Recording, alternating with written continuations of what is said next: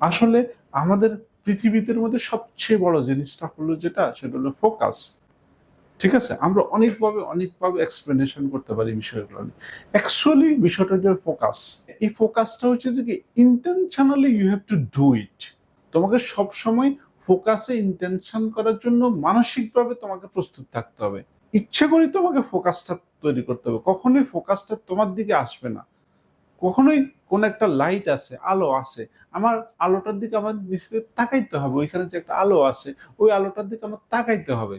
যদি আমি ওই আলোটার যদি তাকাই তাহলে সেই আলোটা আমাকে পথ দেখাবে।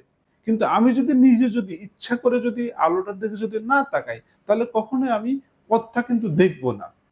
তার মানে তোমাকে intentionally you have to do it. তোমাকে ইন্টেনশনালি আলোটার দিকে তাকাইতে হবে। ইচ্ছা করে তোমাকে হাসতে হবে। ইচ্ছা করে পজিটিভ কাজ করতে হবে।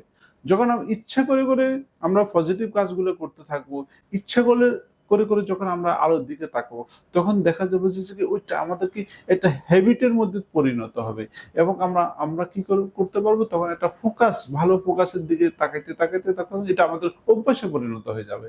এভাবে আমরা জিনিসটাকে করতে দেখবো যে একটা মানুষ যখন ডিপ্রেশনে থাকে তখন সে সবসময় নেগেটিভটাই দেখতে পারে।